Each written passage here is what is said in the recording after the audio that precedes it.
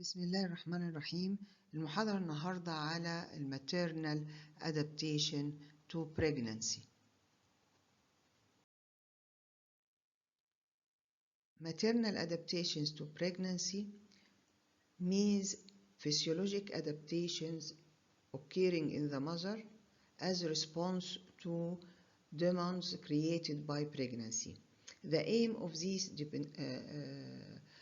adaptation is to support the fetus, to protect the fetus, to prepare the uterus for labor, and for protection of the mother from any circulatory disturbance due to bleeding in labor.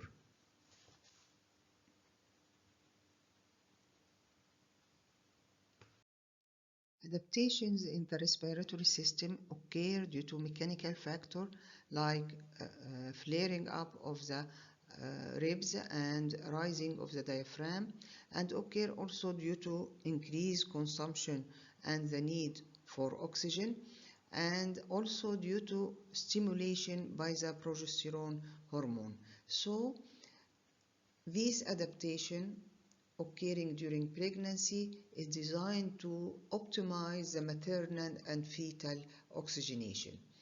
These changes include increase in the tidal volume by about 2 milliliter, which means 40% than non-pregnant, and this will result in increase in by 5% in the vital capacity and decrease in the residual volume.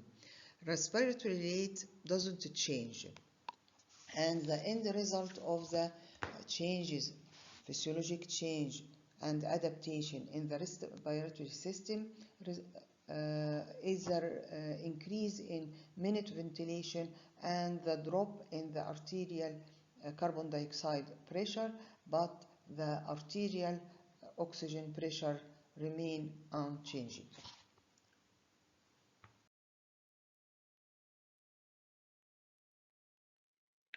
Changes in the cardiovascular system.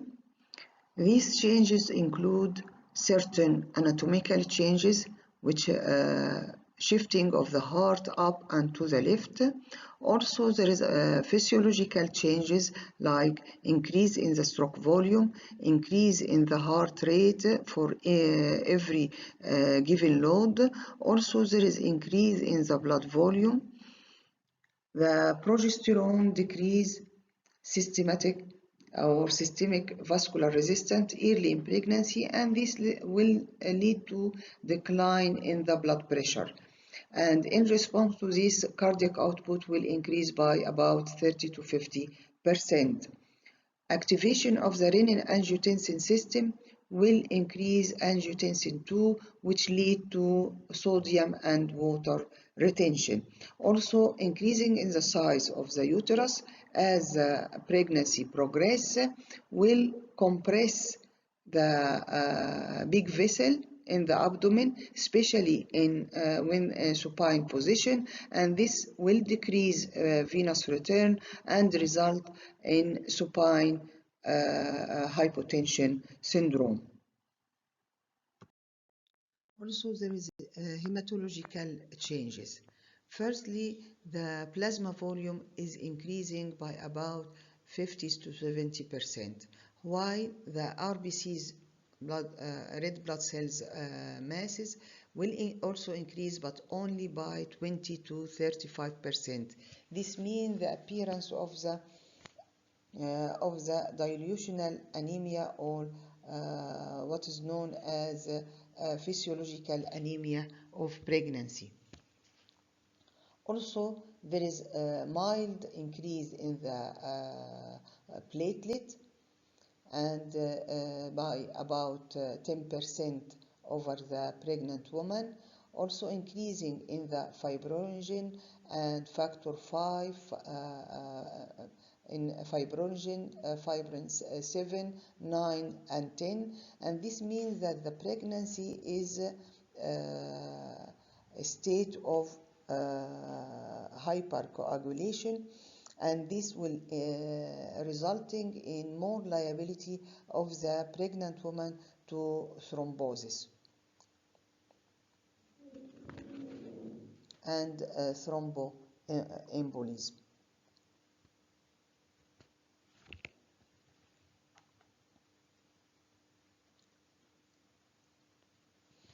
Also, the blood supply to the uterus will increase from 10 milliliter per minute in non-pregnant to 800 to 900 milliliter per minute at 40 weeks. 20% of cardiac output will go to the uterus.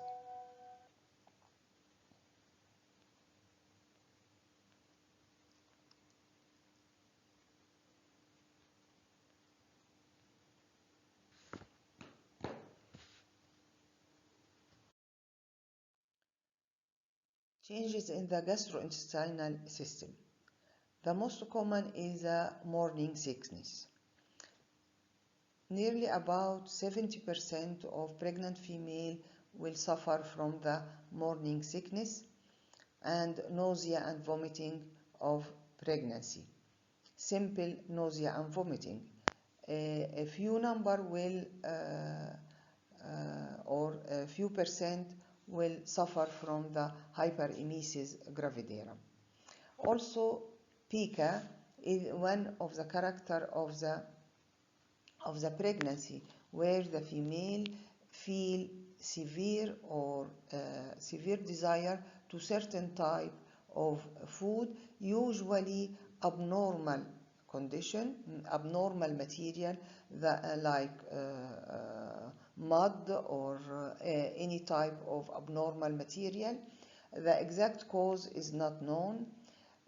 Some patients may suffer from thialism, which is excessive salivation. Some patients, especially in the second half pregnancy, may complain from heartburn and some sort of gastritis. This is due to the effect of the progesterone with the relaxation of the gastrointestinal smooth muscle, resulting in delayed gastric emptying and increased reflux. Also, by the pressure of the pregnant uterus, many patients may suffer from hemorrhoids either during pregnancy or immediately after labor, especially vaginal delivery. Also, there is pregnancy will predispose to gallstone due to prolonged gallbladder emptying time, and this will result in gallstone formation. Many patients may suffer from the constipation, and this is also due to effect of the progesterone and relaxin hormone, which are increased during pregnancy on the smooth muscle of the intestine, resulting in constipation.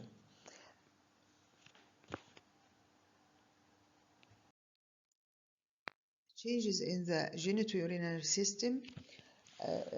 One of the most common change is the increase in the glomerular filtration rate by about 50% in early pregnancy, and this will lead to frequency and which is one of the important symptom in early pregnancy. Also, increased glomerular filtration rate will lead to increase in the creatinine clearance, resulting in 25% decrease in serum creatinine and urea concentrations. Also, increased glomerular filtration rate result in more filtration of the sodium and 2 to 3 fold increase in the aldosterone hormone. Also, increase in the glomerular filtration rate result in decreased resorption of the glucose, with resulting in the 50% about 15% of normal pregnant women may exhibit glucosuria, the presence of the glucose in urine.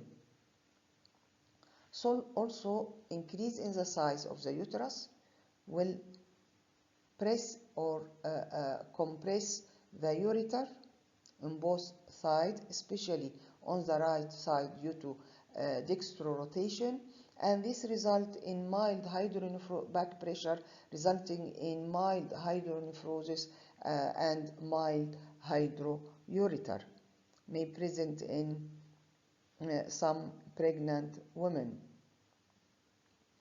About 5% of women may have asymptomatic bacteriuria, and these patients usually are more liable to develop pyelonephritis.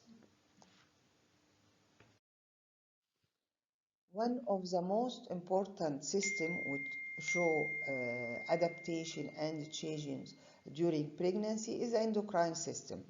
There are many hormones either secreted or increased secretion during pregnancy. For example, estrogen produced firstly by the corpus luteum of pregnancy, then by the placenta, and it is responsible for the growth of the uterus and the breast, and also it is responsible for some metabolic changes. Progesterone, which is produced firstly also by the corpus luteum and then by the placenta, inhibits uterine contractions and regulates storage of the body fat. Also, it produces relaxation of the smooth muscle of the intestine and the stomach, and this delayed emptying of the stomach, as we said in gastrointestinal changes, and this will result in heartburn and constipation. One of the important hormones secreted by the placenta is human placental lactogen. Human placental lactogen alters maternal metabolism. It diverts glucose to the fetus and mobilizes free fatty acids from the maternal store. So it makes glucose supply for the fetus is always present. Also, relaxin, which is secreted from the placenta, softens pelvic ligament, and this prepares the pelvis for vaginal delivery.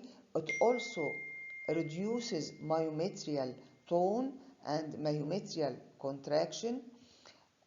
One of the changes also is the serum calcium. Serum calcium level decreases during pregnancy due to increased parathyroid hormone. Aldosterone and cortisol are increased during pregnancy. Prolactin also increased during pregnancy and prepares the breast for lactation, but its effect in the breast is inhibited by estrogen and progesterone, so there is no secretion of milk by the effect of increased prolactin during pregnancy.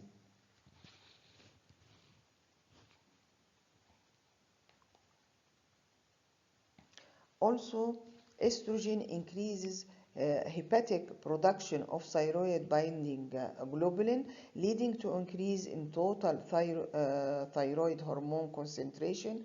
However, thyroid stimulating hormone, free thyroxine 3 and free thyroxine 4 level remain unchanged. Metabolic changes. The basal metabolic rate increased by about 20 to 25% during pregnancy. There is increased needs for iron, calcium, fat, and protein. Pregnancy is a diabetogenic state. This anti-insulin environment is aided by human placental lactogen, which is like growth hormone, increased lipolysis and free fatty acid, increase resistance, tissue resistant to insulin. Also, there is increased unbound cortisol. Also, there is increased estrogen and progesterone, which both result to exert some anti-insulin effect. All these factors will produce that pregnancy is diabetogenic condition or diabetogenic state. And so we have postprandial hyperglycemia, accelerated starvation with evidence of insulin resistance, reduced peripheral uptake of glucose. All these changes are to ensure sustained glucose level for the fetus.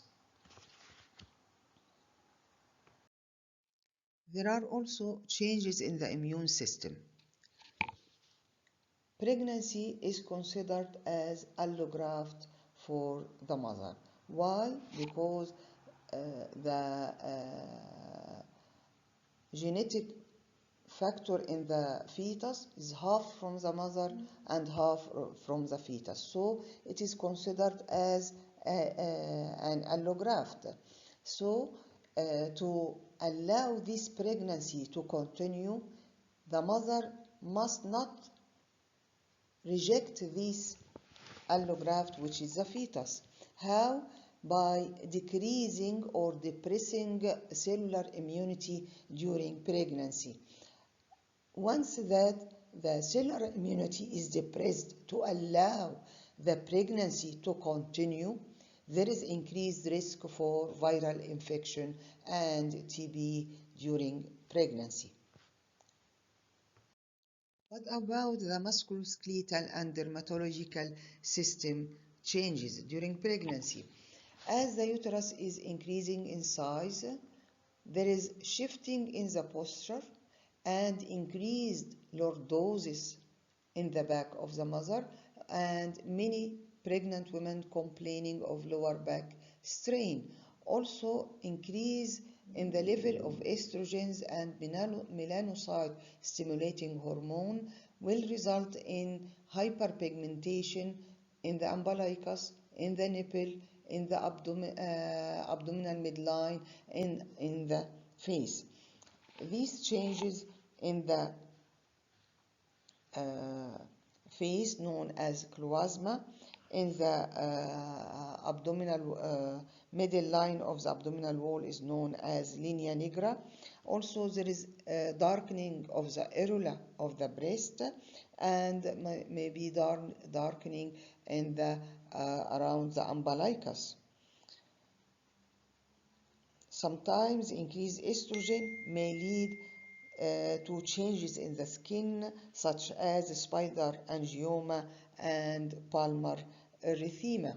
Also, changes as enlargement of the